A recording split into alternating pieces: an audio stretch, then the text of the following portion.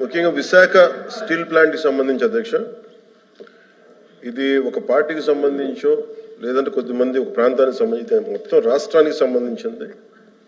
చాలాసార్లు పదే పదే నేను అనేక సందర్భాల్లో కూడా చెప్పాను అధ్యక్ష, ఇది చాలా భావోద్వేగంతో చాలా త్యాగాల మధ్య నడుమున వచ్చిన స్టీల్ ప్లాంట్ అధ్యక్ష. ఇది గతంలో కూడా గత వైసీపీ పాలనలో కూడా అది ప్రైవేటీకరణ జరగబోతోంది. ఆ రోజున మన మంత్రి గారు చెప్తున్నాడు, అచ్చెన్నాయుడు గారు చెప్తున్నాడు, ఎందుకు ఆ రోజు ధర్నా చేశారు, వీళ్ళందరూ ఎందుకు వచ్చారంటే దానికి ఆ సమయంలో జరిగింది ఏంటంటే కొంతమంది కార్మిక సంఘాల నాయకులు కూడా ఎయిర్పోర్ట్కి వెళ్ళి అప్పుడు ముఖ్యమంత్రి గారు చెప్పిన మాటలు ఏంటంటే మేము దీన్ని కొంత భూమిని అమ్మేస్తాం మీకు ఇస్తామని చెప్తే అది నిర్వీర్యం చేయడానికి వాళ్ళు ప్రయత్నం చేస్తే మేమందరం అడ్డుకున్నాం అధ్యక్ష, మా అందరితో సహా. ఇది మొన్న కూడా కార్మిక సంఘాల నాయకులతో కూర్చున్నప్పుడు ఇదే అభ్యర్థన ఇచ్చారు, ఇది ప్రైవేటీకరణ చేయకూడదంటే మీరు ఎంత కమిటెడ్గా ఉన్నారో మేము అంతే కమిటెడ్గా ఉన్నాం. 2021 ఫిబ్రవరిలో మేము అమిత్ షా గారిని కలిసాం అధ్యక్ష, హోంమంత్రి అమిత్ షా గారిని కలిసి వారికి నేను ఇచ్చింది కూడా ఏంటంటే ఇది మాకు చాలా భావోద్వేగాలతో కూడింది, చాలా త్యాగాలతో కూడింది, దయచేసి దీన్ని ఎట్టి పరిస్థితుల్లో ప్రైవేటీకరణ చేయకండి అని చెప్పాం అధ్యక్ష. అలాగే మీరు గతంలో కూడా 2019-14 ఆ సమయంలో డ్రెడ్జింగ్ కార్పొరేషన్ ఆఫ్ ఇండియాను కూడా దాన్ని ప్రైవేటీకరణ చేస్తామంటే మేమే ముందుండి దాన్ని ఆప్ చేసాం అధ్యక్ష. ఇది మేమేమనుకున్న పబ్లిక్ సెక్టార్ యూనిట్స్ లాభసాటిగా ఉన్నాయి, లాభాల దిశగా నడుస్తున్నాయి, కొద్దిపాటి నష్టాల దిశగా నడుస్తున్నాయి, వాటిని ముందుకు తీసుకెళ్ళాలి, ప్రభుత్వాలు PSUs నడవాలనేది మా ఆకాంక్ష మా అందరినీ.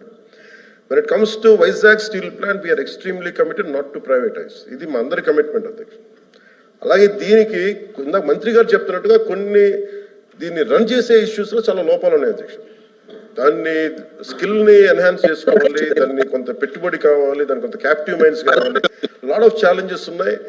ప్రతిసారి నేను కార్మిక సంఘాలతో కూడా ప్రత్యేకించి ఈ మధ్యన ఒక 4 రోజుల క్రితం కూడా మాట్లాడడం జరిగింది అధ్యక్ష. వాళ్ళు కూర్చోబెట్టి దానికి సంబంధించి మీరు ఒక సమగ్రమైన ఒక కార్యాచరణ ఇవ్వండి మాకు, మీరు వస్తే నేను కేంద్ర ప్రభుత్వం నేను ప్రత్యేకించి నేను కూడా నాకు సంబంధించి నేను కూడా తీసుకెళ్తాను తెలియజేస్తాను అధ్యక్ష. So we're extremely committed not to private this.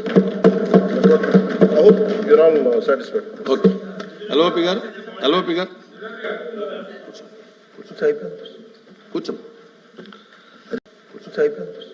కూర్చో. అధ్యక్ష, ఇది చాలా సెంటిమెంట్తో కూడుకున్న అంశం అధ్యక్ష. విశాఖ స్టీల్ ప్లాంట్ ఇది ఇంతగా వారు చెప్పినట్టు ఇది ఒక పార్టీకో లేదా ఒక వ్యక్తికో ఒక సంస్థకో సంబంధించింది కాదు అధ్యక్ష.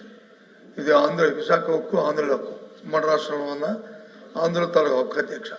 32 మంది ప్రాణ త్యాగాలతో అయింది. ఇందాక మంత్రులు మాట్లాడుతున్నప్పుడు 1-2 విషయాన్ని వారు చెప్పడం జరిగింది. భూములు అమ్మేస్తున్నారు, అప్పుడు ముఖ్యమంత్రి గారు తీర్చేద్దారు. దానికి కావాల్సిన నిధులు సేకరించుకోవడానికి ఆ రోజు చెప్తున్న ప్రయత్నం అధ్యక్ష. ఈ 6 నెలల కాలంలో విశాఖ స్టీల్ ప్లాంట్ భూముల్ని 2 దఫాలుగా ఉన్న కొన్ని పీసుల్ని ఇప్పటికే ఆప్షన్లోకి నోటిఫికేషన్ ఇచ్చిన సందర్భాన్ని కూడా ఒకసారి గుర్తు చేస్తాను అధ్యక్ష. దాన్ని మేము వ్యతిరేకించమా? ఇది కాదు, ఇది డే టు డే యాక్టివిటీలో భాగం అధ్యక్ష. ఆ సందర్భంలో మాట్లాడిన దాన్ని రాజకీయాల్లో కూర్చోపించడం కరెక్ట్ కాదు. ఏమైనప్పటికీ కూడా ఇది పూర్తిగా కూడా దీన్ని ప్రైవేటైజ్ చేయకుండా ఉంచాలి అధ్యక్ష. ఆ రోజు స్వయాన ప్రధానమంత్రి గారు విశాఖపట్నం సభకు వచ్చినప్పుడు సాక్షాత్తు ఆనాటి ముఖ్యమంత్రి జగన్మోహన్ రెడ్డి గారు మొత్తం సభా సాక్షిగా లక్షలాది మంది ప్రజలు ఉంటుండగా ఆ రోజు విశాఖపట్నం స్టీల్ ప్లాంట్ ప్రైవేటీకరణ చేయడానికి వీలు లేదు, మేము అర్థిస్తున్నాము, ఇది మా తాలూకా, ఇది మా సెంటిమెంట్ అని చెప్పి ఆ రోజు ముఖ్యమంత్రి గారి సందర్భాలు కూడా ఒకసారి జ్ఞాపకం చేస్తాను అధ్యక్ష. ఎందుకంటే ఇది అన్ని పార్టీల తాలూకు కమిట్మెంట్ వాళ్ళు తప్ప ఇది ఏ ఒక్కరితోనో అవుతుంది అనుకుంటే మాత్రం పొరపాటు అధ్యక్ష. ఏదైతే రాష్ట్రంలో దేశంలో ఉన్న మిగతా రాష్ట్రాల్లో జరుగుతున్న అంశాలు ఉన్నాయో ఆ ప్రకారమే దీన్ని కూడా అందరం సమస్యగా దీన్ని కాపాడుకోవడం బాధిస్తుంది. పూర్తిగా మా తరఫున, మా పార్టీ తరఫున, మా బాధ్యతగా ఈ హక్కుని ఏదైతే విశాఖపట్నం స్టీల్ ప్లాంట్ అనేదాన్ని ఏదుందో దాన్ని చేస్తే మాత్రం నేను దాన్ని పోరాడతాం అధ్యక్ష, దాన్ని కాపాడడం ప్రయత్నిస్తాం అధ్యక్ష.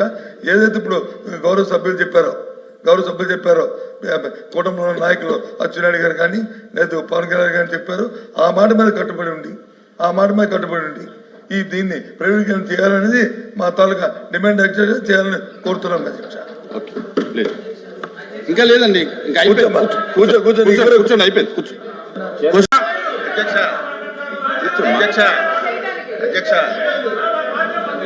అధ్యక్ష ఆ రోజు కనుక నిజంగా మనసు త్రికరణ శుద్ధిగా వారు కనుక ఆపండి ఉంటే అసలు ఈ రోజు ఈ ప్రశ్న ఉత్పన్నం అయ్యింది. అధ్యక్ష క్వశ్చన్ ఇస్ ఓవర్. కూర్చోండి, కూర్చోండి, కూర్చోండి please controversy. Question number 13634 minister for revenue minister గారు ప్లీజ్ కూర్చోండి. అయిపోయింది, కూర్చోండి. కూర్చోండి, అయిపోయింది. క్వశ్చన్ అయిపోయింది. కూర్చోండి ప్లీజ్, కూర్చోండి. ఎందుకు కూర్చోండి. క్వశ్చన్ అయిపోయింది. మీరు ఇలాగా కూర్చోవయ్యా స్వామి, కూర్చో రాహుల్, కూర్చో.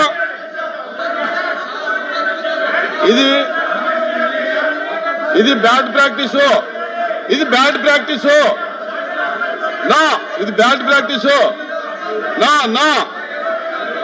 ఇలాగ మీరు బెదిరిస్తే మైక్ ఇస్తాననుకోవటం అది అసంభవం.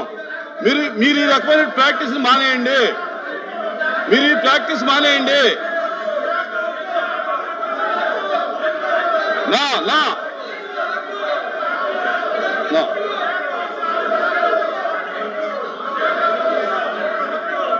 ఎవరు లేదు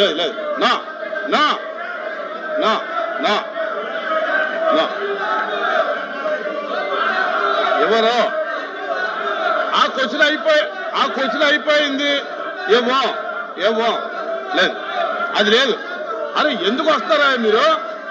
ఏంటి, దేనికి వస్తారు మీరు దేనికి వస్తారు చెప్పండి. మీరు దేనికి వస్తున్నారు? సార్ కూర్చోండి. మినిస్టర్ గారు కూర్చోండి. ఒక్కళ్ళు చెప్పండి ఎందుకు వస్తున్నారు? మీరు ఇనమ్మా ఏనండి.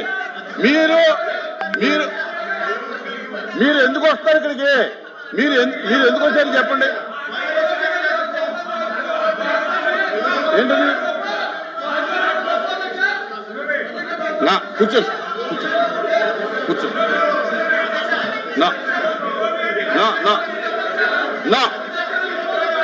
ఇలా వస్తే ఇవ్వను. ఇలా వస్తే ఇవ్వను.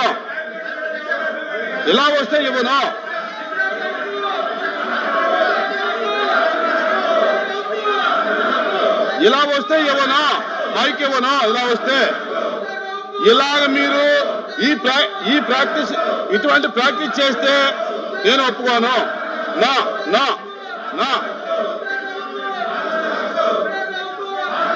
కూర్చోండి, దయచేసి కూర్చోండి. ప్లీజ్ కూర్చోండి.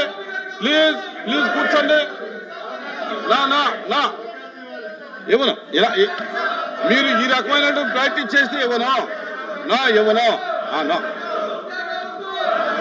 The house is adjourned for 5 minutes.